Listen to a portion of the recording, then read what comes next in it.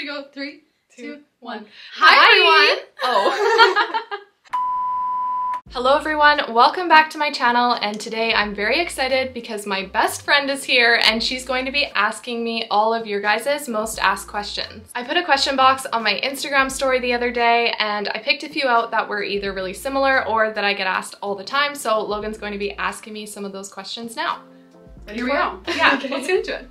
First question. I want to start a small business, but I don't know how. Do you have any tips? I have a few tips to getting your small business started. Number one would be consistently sharing your work, even if you don't feel like you're ready to start putting your work out there. When I first started out, some of the artwork that I made I wasn't particularly proud of, and then I just posted it anyways. And looking back on it now, it's kind of funny to I'm like, oh, I was so bad, but that's actually great because when I first started my Instagram, I got a whole bunch of exposure.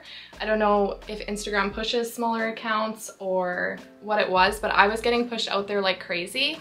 And even though my work wasn't that great and I wasn't established yet, it still was kind of like what got me started with the small business, because if I didn't have all those people interacting with my posts, I wouldn't have thought, hey, I can make a small business out of this. So that would be my first tip. And then my second one would be to build a website before you even get started with anything, because I think it's a really great way to look professional right off the start, to just have a website. I don't know, I feel like people seem more reputable if they have a website. Yeah, like you're established, right? You're taking yourself seriously. Yeah, they know that you're really serious about your small business. And also, if you're ready to sell your products and you don't have the platform to sell those products on, you're gonna struggle to be able to keep up with people wanting to buy stuff from you if that's something that happens right away for you. So that's one of the other tips I have about starting a small business. Just making sure you're consistently sharing your work and that you have a website up and ready to go from the get-go. Yeah. Do you have any tips?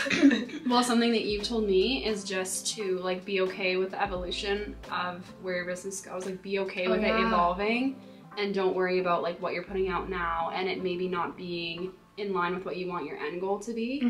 Because when you first started painting, it looks so different than what it looks like now, but you wouldn't have gotten to where you are now without that, without sharing that and posting that. Yeah. So just let it evolve with you. And that's so true. Don't let it stop you. Yeah. Like perfection. Because you have a plan of how you think things are gonna go, and that changes so many times, especially when you're discovering yourself through this journey as well. So just being really open to change and just new opportunities and everything like that. So yeah, good one. Thanks for bringing that up. Okay, next question. How do you manage self-doubt? Ooh, good one. Juicy.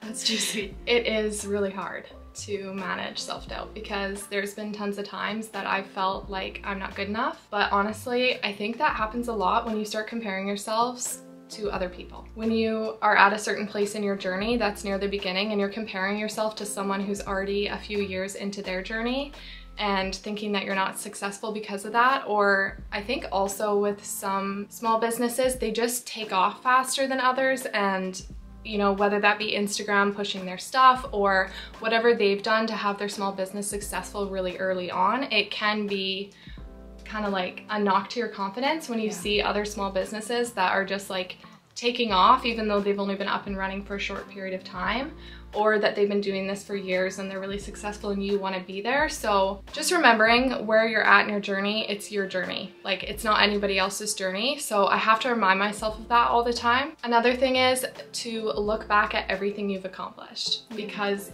sometimes when I share with you how I've done this year, this, and I'm just that's actually so great. Yeah.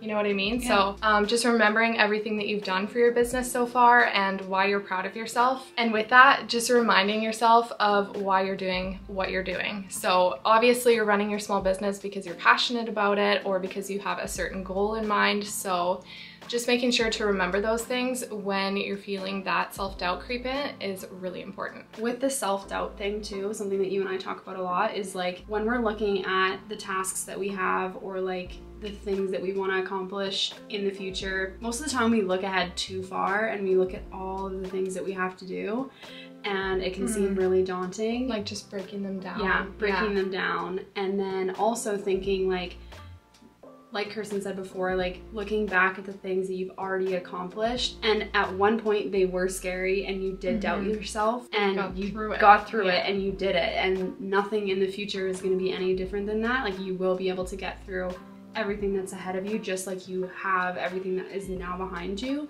and just taking things like one step at a time and just like building that confidence and proving to yourself that you are capable.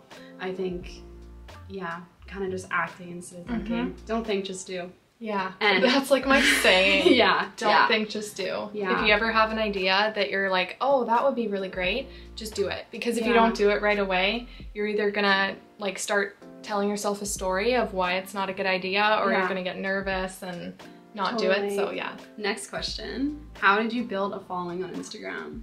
I didn't intentionally do this, actually. That was like a shocker, hey, when that happened. I was like, what? I remember just following your page and looking at the reels, and just like it was just going up and up so quickly. Yeah, so, but now looking back on it and how I continue to grow my Instagram, obviously reels are a great way to get exposure.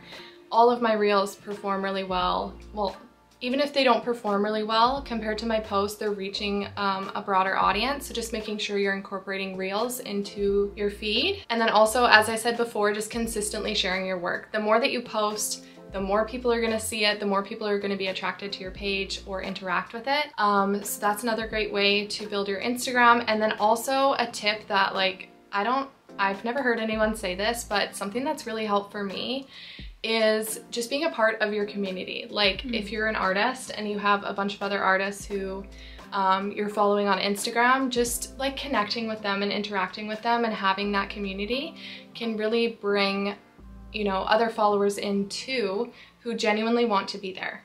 Because that's the thing with the reels, is that sometimes you just get a quick follow from a reel, and then later on I find that I get a bunch of unfollows just because people followed me because they really liked my reel, and then they're looking at my page or like one of my posts and being like, I don't remember following her, just because they saw that reel. I've done that before too, right? Yeah. But I had these people that I follow and I've followed for a long time because I'm connected to them in some way, and I feel like I do have a bit of a community in that aspect, which is something that I really value, but also it is a really good way to not only get more followers from that, but also to have that connection with people, and it's just a great feeling. Yeah. So. Okay, next question. Biggest tips for more sales? I'm struggling right now, sweat emoji. I feel that. I feel like we're all struggling right now. It's not easy to have a small business right now, just because there are so many people out there with so many amazing products and things that they have to offer, that I think, again, what we were just speaking about is connecting with people. Like that would be my #1 tip for more sales, because if people have a reason to purchase from you, whether it be they know you or they feel like they know you just through online presence or connecting with them over Instagram, or even YouTube is a really great way for people to kind of get to know you more on a personal level. So I just think building that connection will make you stand out among others and will be a reason that they would purchase from you instead of somebody else. Yeah. I was gonna say, anyone that you've bought from, like what is the reason that you've bought from them? Just that I like who they are as a person. Exactly. Like it really is about that. And there's been multiple things, like courses I've bought recently where there are a few people offering the same sort of course, and I just chose the one from the person that I liked the most and that I connected with the most. So there will be people that just connect with you, and that's probably where a lot of your sales will come from, I think, just as a consumer. I like to just buy things from people that I know and like. So if you can build that online, I think that's probably one of the best tools, because then you can stay authentic to your work. Next question. Ready? Also, how do you... I think she asked 2 questions. She must have. Yeah. How do you get to do art as a full-time job? Love your work. Aw, thank you.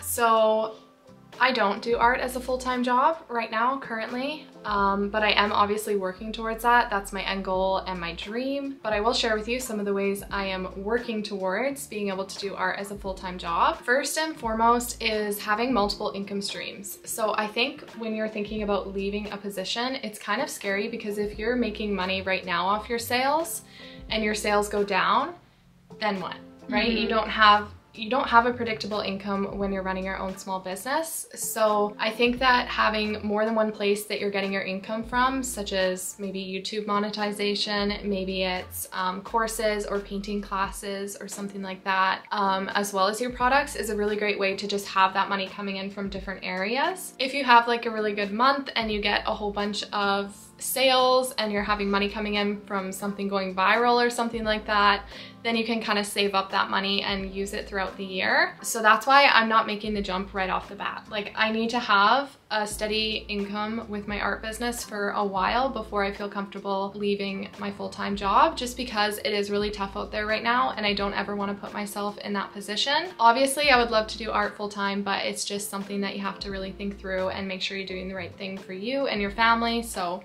that's one of the reasons why I haven't gone full-time yet. Yeah. If I ever get to, I will share more about what I did to sort of feel comfortable taking art full-time. Yeah, I'm excited for that video.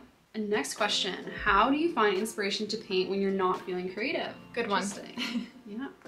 I did struggle with this at one point because I felt like I always had to be painting and creating new things, but because there's so much more to my business right now, I just kind of listen to myself when I'm not feeling creative and just follow my intuition with what I need to do. So if I'm not in a creative mindset, I'll just do some other work that it's more of the admin work, and save the creative time for when I'm actually feeling creative. So I guess the tip for that is, like, don't paint if you're not feeling inspired if you can afford to. But if you have like a commission or you have to paint for whatever reason, going outside. Like, I think that's like the #1 thing. Even if you don't have, like, I live in a residential neighborhood, so it's not like eye-opening when I go outside. I'm not seeing like flowers and nature or anything, but just getting that fresh air and just feeling like you're a little bit more connected with nature, I think, is a really good way to sort of gain inspiration. And if you can't get outside because, you know, it gets like -30 here and I ain't going outside when it's -30. But going on Pinterest, because don't you feel like your Pinterest board is just like, it knows you? Yes, it does. The feed, it's so good. It's so good. Yeah. I love Pinterest. Yeah, and I just feel immediately inspired when I go on Pinterest. You know, and even if that's like an outfit and then like a picture of a house and then a picture of some flowers and then a picture of like the beach and then it's a picture of like a quote, just all of that together can really help you just feel inspired again. For me anyways. Yeah. Okay, what are some of the most common mistakes that young or self-taught artists make? So I can relate to this because I'm a self-taught artist. I've never had any professional education in the arts, and I've learned through YouTube videos. Like, that's how I first started painting, was just, I found a YouTube video, totally did it for fun, and then I was like, ooh, that was good. I liked that, kept doing it. So I taught myself, and while I was learning all of those things, I think that it's really important to just keep learning. So after a certain point, I kind of thought, well, I'm good at this now. Like, I don't need to learn anything new. But then I kind of felt like I was struggling and like I was at a roadblock with my art, and I ended up just continuing that learning and watching a whole bunch of different videos and like learning about different mediums too, learning different styles and trying those out, because that's something that, you know, you kind of go to what you know, and you don't think about, you know, what the possibilities could be if you don't try it. So always learning would definitely be a big one. And then something else that I kind of spoke about before was comparing yourself to others. I feel like that's a huge mistake. I did that a lot off the start. It's just really detrimental to what you can do. Like, the possibilities are kind of endless, so just making sure not to be comparing your journey to somebody else's. And then one other thing that I see people doing sometimes is copying other people's work, which I don't think is a bad thing in itself if you're just doing it for practice. But when you're copying somebody else's work, not only does it hurt that artist, but also it never really feels like yours. Yeah. It's not your art. You didn't create that. It was somebody else's idea. And once you start creating your own pieces, like, the opportunities are endless. So that would be another one. So I guess the mistakes I see people making most often are not continuously learning and comparing their work to others, and also copying others. Okay, how do you find your own unique style of painting without blending in? Okay, so this is something that I discovered maybe a year into my painting journey. And I think the thing that really did it for me was just painting whatever came to mind. and just trying out a whole bunch of different styles because I wouldn't have painted like that before. Oh yeah. Like the loose watercolor, never, right? No. And then I was just playing around with it one day and I was like, oh, I actually really like that. And then that unlocked a whole bunch of things within me that I was like, I want to try this and I want to try this. So just trying new things, being open to different styles of painting, and just trying to pay attention to what feels really good to you. So if it feels good to you, you're going to be happy with the end result, and also you know it's coming from you. It's going to make you stand out. Okay. Will you ever make a Skillshare or Patreon? I love your work so much. Thank you. So aw, thanks. I definitely have thought about making a Patreon. It's something that crossed my mind, but right now, as I said before, I'm working full-time and I spend so much time in other areas of my business that I just don't think it would be smart for me right now to take that on. I don't want to burn out and I just want to be happy with everything that I'm doing, but if I can take my art full-time, it's definitely something that I will be doing. Like, I love teaching. I have a few tutorials on YouTube that you can watch, and if you ever have any recommendations for things you want to see me paint, I'm happy to do that on YouTube every now and then for now, but in the future, yeah, I want to do Patreon for sure. Yeah, I see you doing that. That's just like in the cards for yeah, you, for sure. It's gonna happen. Yeah. Is this the last one? Last question, Kirsten. Yeah. What has been the highlight of your art journey?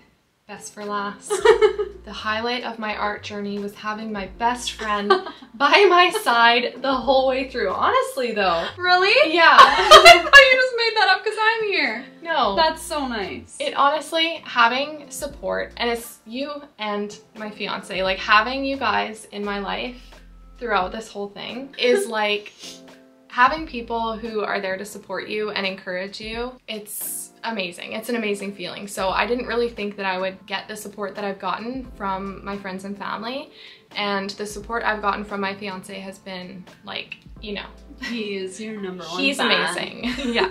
So I really appreciate that, and then also just having a like-minded best friend to bounce ideas off of and get feedback on my art and everything. So throughout the whole journey, like, those are the moments that I'm just so grateful for. So there you have it. Aww, that was so nice. That was nice. That's all the questions we have.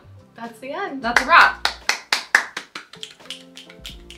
All right. Well, thank you guys for watching. I hope that this video is enjoyable for you. And if you want to see my best friend featured more often, you won't, because she doesn't live in the same province as me. Next time I'm here. Yeah, we can film. I'll be back. If you enjoyed this video, please give it a thumbs up and subscribe to my channel. And as always, thanks for watching, and I'll catch you in the next one. Bye. Bye.